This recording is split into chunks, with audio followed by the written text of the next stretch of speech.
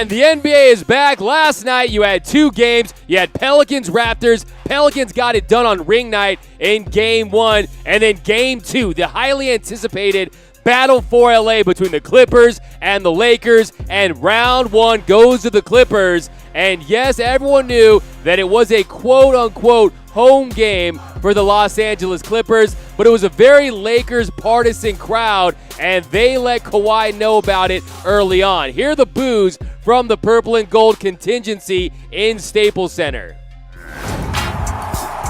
Hey. Welcome, Clipper fans, to the game tonight. It's going to be a great season. We're going to work hard every night, and let's get it going. Now, remember, Laker fans, what I told you about Kawhi Leonard. This is a different cat. This is a guy that spurned the Los Angeles Lakers in favor for the most historically inept franchise in history. Do not poke this bear, and you saw what he did last night. Finished the game with 30 points, 6 rebounds, 5 assists, played stellar defense at times, went 10 of 19, and he was clearly the best player on the floor. He was better than Anthony Davis, and he was better than LeBron James last night, and to me, it's between Giannis Antetokounmpo and Kawhi Leonard for who's the best player in the NBA. So all this booing, you think you're going to get to Kawhi? Nope. You're just going to make him close harder on you. You're going to make a guy who went through a hard finals run, a deep finals run, a summer of partying, while LeBron James didn't make the playoffs. LeBron was supposed to be fresh, was supposed to be rested. He got his guy in Anthony Davis, and Kawhi Leonard was the best player on the court. He was the best player on the court in the fourth quarter. He was the best player on the court throughout. LeBron James and Anthony Davis, they combined for 2 points in the fourth quarter. So don't worry, these Laker fans can keep booing because they're really just boo-hooing and they're crying that Kawhi Leonard is not in the purple and gold and he's with the Clippers, look like the significantly better team last night. Now the Lakers, of course, playing without Kyle Kuzma, but the Clippers, they're playing without Paul George, their second star. So they're only going to get better. They're only going to develop chemistry. And here's LeBron James after the game. I disagree. I disagree on how big of a test it was. It's the first game.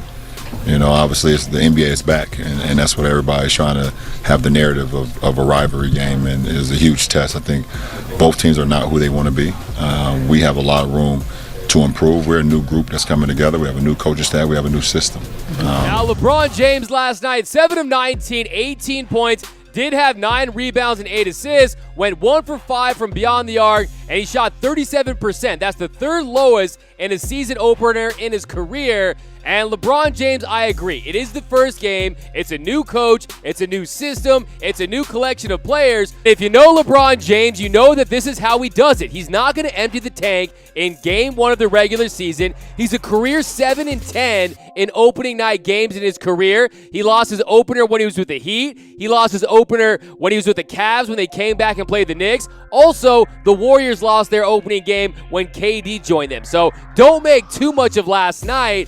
But LeBron James has clearly lost a step. LeBron James has played over 46,000 regular season minutes. He's played over 60,000 career minutes. So many playoff games, so many long series. It was only a matter of time before he started to lose that athleticism. And yes, you saw those athletic plays last night. That chase down block. That dunk he had with the stare down. Yes, he still can do that, but not on every possession. And you saw he wasn't really trusting his three-point shot last night. Went 1 for 5, but he had a couple open looks that he passed up. And one thing is clear about the Los Angeles Lakers. You have Anthony Davis, you have LeBron James. They're going to be in the mix until the very end to win the Western Conference, especially considering that the Hamptons 5 Warriors with KD, Steph, and Klay and Draymond don't exist anymore.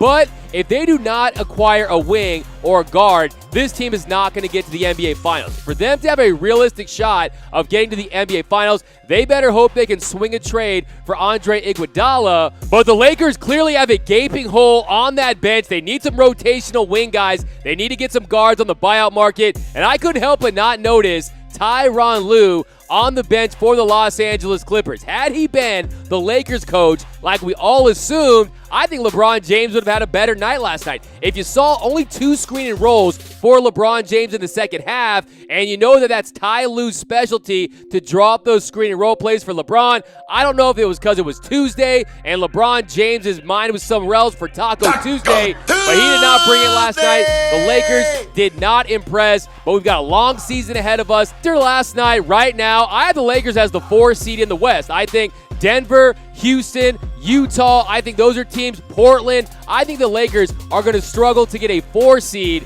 right now as constructed. Of course, they're a very attractive buyout destination, and if they do get Andre Iguodala, that can change how they can guard guys like Kawhi Leonard and Paul George. But until then, I got them as a 4 and 5 seed. Clippers, they're as advertised. They have the coaching, the depth, the superstars in their prime. The Clippers looked scary last night.